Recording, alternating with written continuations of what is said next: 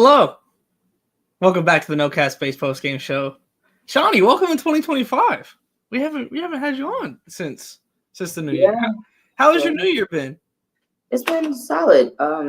Andrew cut off the head of Greg Popovich and put it in my bed, so I had to be here. Oh, damn. Yeah. Damn. Yeah, he sent a message to you, huh? Put out the head and, Yeah. Well, look, the people in the chat were sending messages too. They were like, look, we need Shyanne. Yeah. Where's Shyanne? They were tired of seeing just me and Andrew on the stage. I'm very happy to be here. Yes. Thank you for having me back, guys. Read the statement. Read. No, but yeah. Sorry, guys. I needed two cards are behind the camera. Just needed to get back, in the flow of the New Year work schedule. So it'd be like that. No, but we're happy to have you back.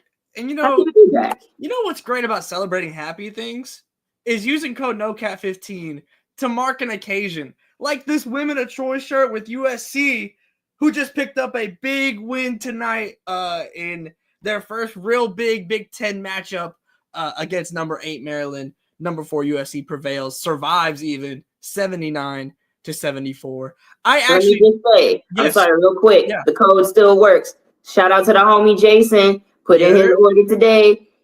Got fresh on our, let us know. Let us know what you get. Like if you're putting orders in, using code NOCAT15 at the link in the description below. Let us know what you get. We want to see because we look. I just got hooked up for the Keeley Parks interview.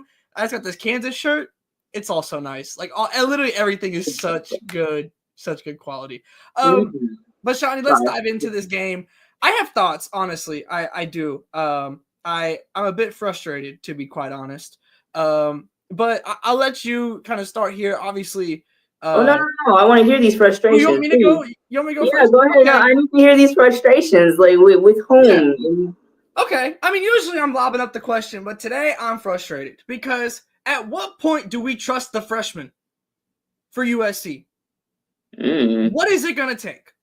Because today, Avery Howell, today, Kennedy Smith, today, K9, they want a big dog, and they got K9 tonight. Kaylee Heckle, I don't know what else you need to see. The fact that with Talia von Oelhoffen out of the game, that there wasn't a freshman, whether it be Howell or Heckle, entering that starting spot, no disrespect, but there's no way. That should have been a freshman.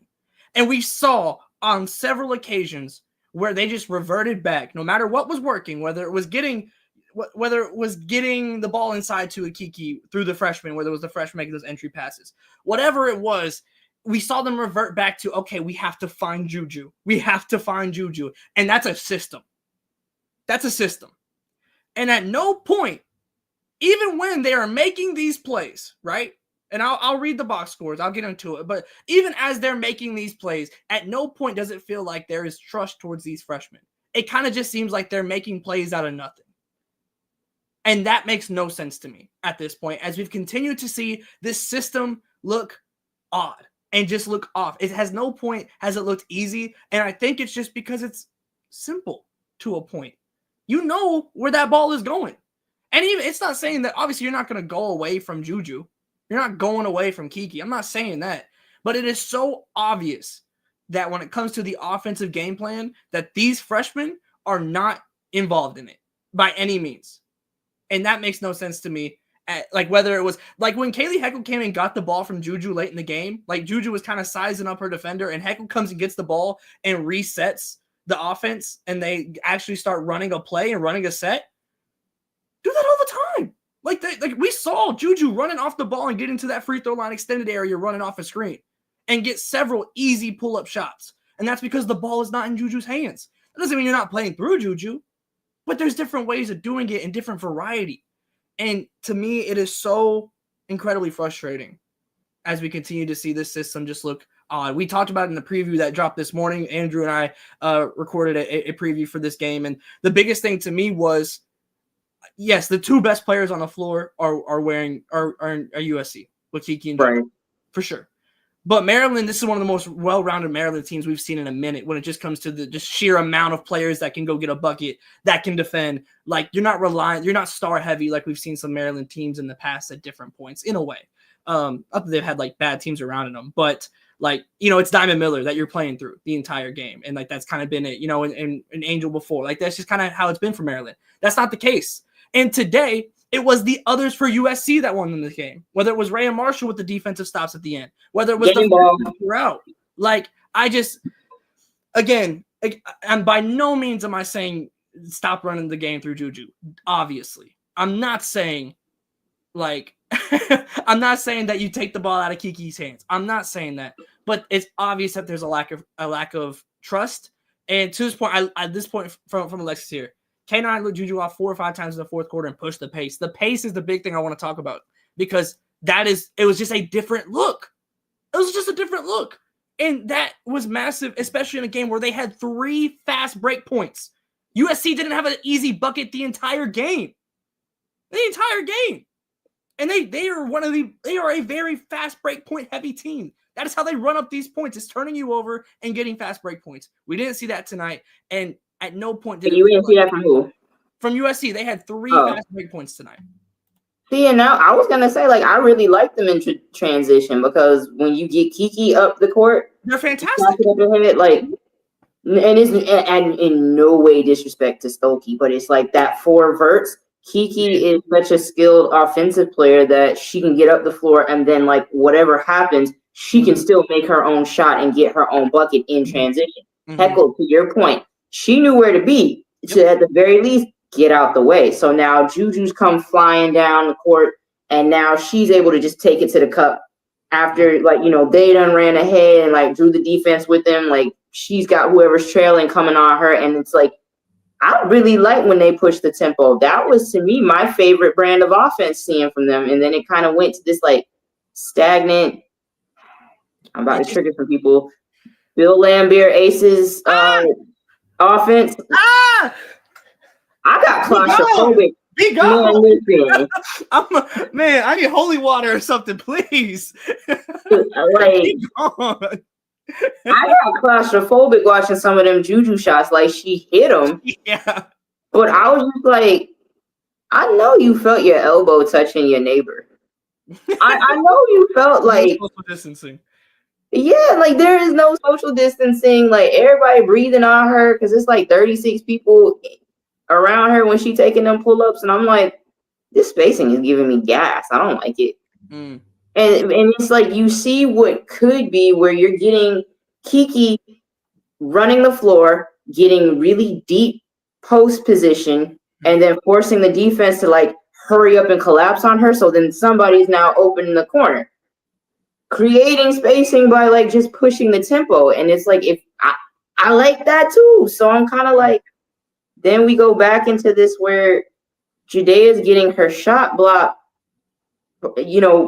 partly, a large part, because Dulcie was playing some defense. Yeah. So that's not to take anything away from her, but it's like, don't make it easy on her by coming into an area where she's, like, already and doesn't have to cover that much ground to come and block your shot. So, like, credit to Dulcie for being, a shot blocker and having those instincts, but, like, can we get, like, everybody stick your arms out, you know what I'm saying? And if your fingertip is touching your neighbor, like, move. Yeah. Y'all gotta move. Yeah, I completely agree. And part of what we talked about also in that previous is honestly to that point where it's like, how can USC not make this easy? And obviously USC won this game, so we'll talk positive about USC as well at some point, I promise. But this feels like a couple steps back for me in this game. We saw the UConn game where, like, I felt like that was the best two-man game that we'd seen from JuJu and Kiki so far this season. Like, some of the pick and rolls that they were getting in that game. I think that just means UConn stinks. Well, okay, there you go. But go read the hater guide. Yeah, hater guide just dropped today for conference play. It was fantastic. But yeah, like, to me, they didn't make it difficult for Maryland on the defensive side of the ball. And again, I think a lot of that has to do with you don't see. I think because of the lack of trust that it feels like this system has in the freshmen, as a defense, why would I worry about those freshmen? And especially because I already am like, I'm gonna make the others beat me. That's the goal, you know. Like if you're playing against you, like if you have to rely on those others in like a heavy amount, that's a win for the other team, you know. But I can't get over how well the freshmen played, and it felt like all of their own creation. Like whether it was Heckle at the end going and get the ball, whether it was Kennedy Smith just kind of making plays on her own, Howell as well. Like it was frustrating to watch at times. And again, like I can't help but feel like this was a little bit of a regression. And again, credit to Maryland as well for their defense. I don't want it to make it sound like this was just like USC just completely blowing this game. Like Maryland is a very good team. So like I don't want to make it come off like in that way. It's just like USC is not making it easy on themselves. Like that's what I was kind of thinking. Like both of these are Elite Eight caliber teams, but it's like if USC can like actually do what makes sense consistently and take the pressure off themselves, like they're on a different level and operating at a different gear. And it's like we see flashes of it, but we don't see it like put together for a full game. Yeah. So cause like that defense gonna travel. Game ball, Rhea Marshall, big dog. Here's the head. Like I can't show the whole thing. Was it 14 rebounds, 4 blocks, 2 steals for Rhea tonight? Yeah. This is what was found in my bed. Dog. That's all. It's on a stake right now. You just can't see it. You can't show that FCC violations. Yeah, come on now. But yeah, we can pivot over to Maryland as well because I mean, you mentioned Dulcie like 15, 12, 3 steals, 5 blocks, 7-11, a fantastic game from her. Like just ridiculous. Also, some of the best facial expressions in the entire country. I feel like whenever she was like when she accidentally banked that shot. That was so funny. And she was like, oh, it's like the drink game where she's like, and then there was something where she was at the free throw line at the end too. Man, I forget what it was, but again, you just like Brenda Freese is a great coach. Like look, perfect timing. Maryland's coaching staff gets the flowers even if they lost. Like so like to the point of USC not making it hard, you're already going against a fantastic coaching staff. That does this. Like that has consistently gotten more out of rosters than they probably should have. But like that's pure system because like we want to talk about a revolving door. Yeah. You know, everybody comes and does their tour of duty in Maryland and then heads on out. Thank you for your service. You know, but they were really operating in a cohesive manner, and then Shyanne Sellers, bro. Let's talk. 26 points, 8 of 15, 10 of 11 from the free throw line, just getting downhill the entire game. Like, hey, man. Like, the layup where she went between two defenders. That's gonna stop it. Yeah. No, there's like that second half especially just turned it up. And we gotta talk about the defense because they don't call her Sellers for nothing. She sold a couple of them. She got JuJu fouled out with some crafty vet moves because she hooked her. She did hook her, and that was game. And then JuJu like she leaned into her, but like she stopped, so she didn't like come full force. But that's not what the refs saw. So game is game. Look, if that's how they calling it. If that's how they calling it. I can't knock it. So that's what I'm saying. Like she pulled the full arsenal. We're getting the tough buckets. We're getting the N1 mixtape buckets. We're getting some prime defense. Because let me tell you something. I love seeing superstars D up each other. So it's like, it didn't work in favor of JuJu tonight, but you strapped up and took the best player on the court and took that challenge. And Shyanne. Same thing. You know, she switched between Bree McDaniel and Bree fouled out, but like a lot of those possessions, it was Shyanne saying, like, let me do what I need to do. And sometimes it worked, sometimes it didn't work. Sometimes it worked for JuJu, sometimes it didn't work. And that I love that. That's what those matchups are all about. Like you're gonna get some, I'm gonna get some. Is one that's the best part of basketball for real. It's like when you get the little matchups in the game, like the game within the game. That's for the halftime entertainment. I'm sorry, like y'all Get some potassium because I want to see one-on-one at halftime. I don't know what to tell you. You get the pickle juice on the sidelines, but like we need queen of the court with two of them. Yeah, no, absolutely. It was a great matchup. Also, Poffenbarger with 17 rebounds, like dominated. Honestly, the board's pretty crazy. But yeah, I mean, this game was just, again, this was definitely a Maryland type of game as opposed to a USC type of game. And because, I mean, realistically, generally speaking, USC scoring has been higher over the course of it, obviously playing against lesser defenses, frankly. So like that's bound to happen. But again, I can't get over the lack of transition play from USC. And again, like they it feels like this was a Maryland win. Although like this, like everything, like just from a stylistic standpoint and like how USC was getting their buckets felt like it should have went Maryland's way. So the fact that USC does come out of this game as the victor, because like again we're obviously, I mean, I feel like I have more negative takeaways from USC than positives, but ultimately they did win this game behind 42 from the two star players. So like it still worked, but like everything just seems so difficult to me. And that's what I was like thinking. Like, should I be concerned yet? Like, when is I'm not hitting the panic button, but I was just like, when does the finger start hovering over it? And I was like, I don't know about this one. I think the fact that they won it while losing it the whole time, like, yeah, that's if this is a loss, we're even more. Like, they snatched victory from the jaws of defeat. Yeah, like literally. I watched Rhea Marshall like boss up and just make plays locked in down the stretch. Like you just have to. The freshman, like you said, Howell, that was a big travel on Smirkle. Bro, I'm telling you, that was pure defense. Big plays. So that was a big play.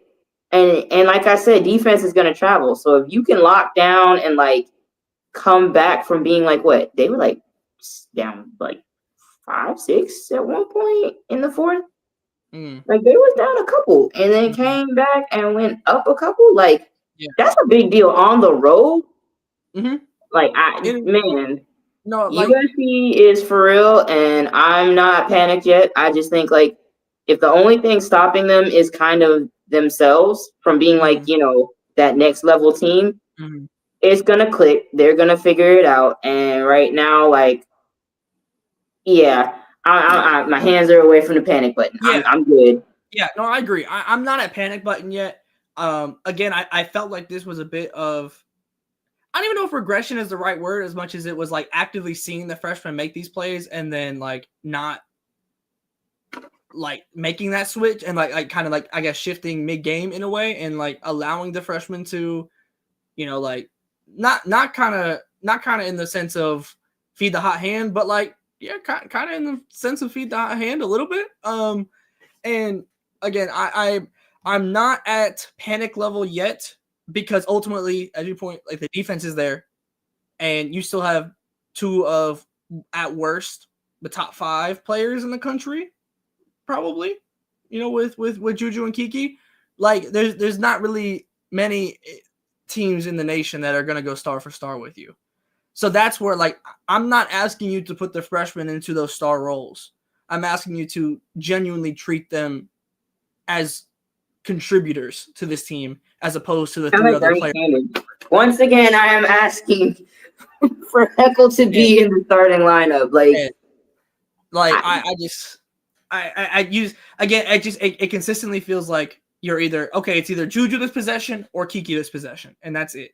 And that pushes, like, you see that have an effect on JuJu where it's like some of them turnovers was kind of silly. Some of them shots were kind of errant. And it's like, typically I don't mind emptying the clip, but it's like when we're very reliant on every single shot hitting the target or like where it's doomsday, like now we got to take smarter shots. And part of her taking smarter shots is not putting her in a position where it's 19 people crowd surfing her to the basket, and now she has to kind of sit up and shoot. Like, it's just weird. Like, let her. What is the ruling on crowd surfing? Well, she's not. Well, yeah, I guess she. Like if she's not walking. But is the rule like moving? I don't know.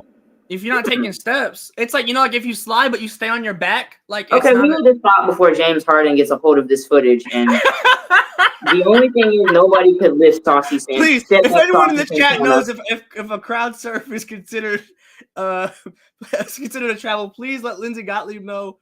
We have a new strategy for them. If you're not gonna space it out anyway, like might as well keep them all there. Everybody hit the weights, and that's gonna be the new strategy. Lift JuJu up. Yeah, I mean, I feel like we've had worse ideas, to be honest. No travel, no steps. Okay, look, that's one. That's look. The internet said it wasn't a travel. We're being peer reviewed. We're peer reviewed in live in time. Like, where's Steve Jabby? We got to get that. Somebody in the booth. Have him in the corner looking uncomfortable. Yeah, I need the official ruling. Okay, well, looking ahead a little bit, the Big Ten is an interesting conference. They're a very good conference. But when it comes to ranked opponents left for these teams, there's not a crazy amount, mainly because you're mostly playing these teams one time. So because of that, that changes just the amount that you are playing these other top teams in your conference. For Maryland, this game felt important to me because they beat Duke early in the season, which is a good win for sure, 100% good win. You beat Michigan State, you beat Iowa, good wins. This would have been their great win, and this would have been for me the tier raiser for them to beat USC, and obviously that doesn't happen. But with that being said, there is a couple tier raisers on deck coming up for the rest of this month. Because they play at Wisconsin, host Minnesota, and then it's a 3-game run of Texas, at Ohio State, UCLA. One just back to back to back. So frankly, they'll have plenty of time coming up quick to figure out if this is something that they are able to kind of bounce back from in that way. Not that this is like a bad loss, that it's like, oh, you got to bounce back, but like to a point, like a bad loss. They should have won this game to me. Yeah, so they had it sealed up, and then they kind of slipped away late. So and that's the thing with them. Like they're doing it by committee, and that works.